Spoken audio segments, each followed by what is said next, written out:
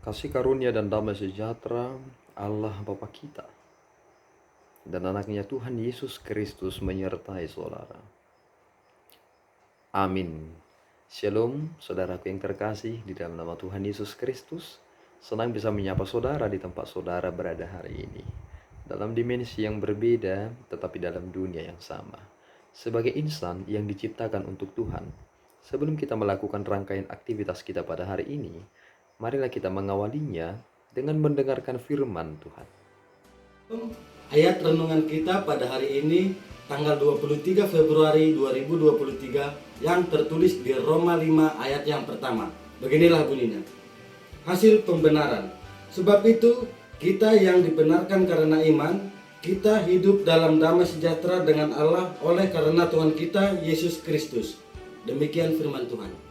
Saudaraku yang terkasih di dalam nama Tuhan Yesus Kristus, ada justice forensik yang telah kita terima, bahwa ketika kita telah ditebus, maka kita secara hukum kita telah dibenarkan.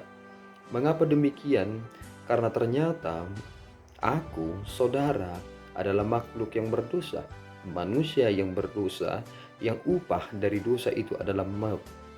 Dan ketika kita tidak bisa meloloskan atau menolong diri kita sendiri supaya keluar dari keberadaan kita, satu pun tidak ada yang bisa kita kerjakan untuk keselamatan kita, maka Allah menyatakan anugerahnya yang besar itu lewat anaknya yang tunggal Tuhan kita Yesus Kristus, sehingga lewat darahnya yang kudus kita dimurnikan kembali, kita disucikan, dan kita dibenarkan di dalam Dia. Sehingga ketika kita beriman kepada Yesus Kristus, itu juga adalah bagian dari anugerah. Ketika Allah menyatakan itu di dalam pribadi Yesus Kristus, itu adalah anugerah. Ketika kita beriman kepada Yesus Kristus juga, itu adalah anugerah. Mengapa demikian? Karena anugerah itu adalah pemberian kepada Dia yang dikasihaninya. Kita adalah orang-orang yang dikasihani Tuhan, sehingga kita mendapatkan anugerah itu dalam iman kepada Yesus Kristus. Lihatlah bagaimana Paulus menyatakan hal ini kepada jemaat di Roma. Kita dibenarkan karena iman. Kita hidup dalam damai sejahtera dengan Allah oleh karena Tuhan kita Yesus Kristus. Pemahaman ini sangat penting, bahwa sebaik apapun kita tidak bisa menyelamatkan diri kita karena kita adalah orang yang berdosa. Tidak ada ukuran yang dapat kita buat supaya kita dapat lolos, atau kita tidak bisa membayar untuk keselamatan kita. Mengapa demikian? Karena Allah itu adalah kudus, sehingga orang yang datang kepadanya harus kudus. Siapakah yang bisa menjadikan kita menjadi kudus sehingga kita dilayakkan untuk datang ke hadiratnya? Tentu jawaban satu-satunya adalah pribadi Yesus Kristus.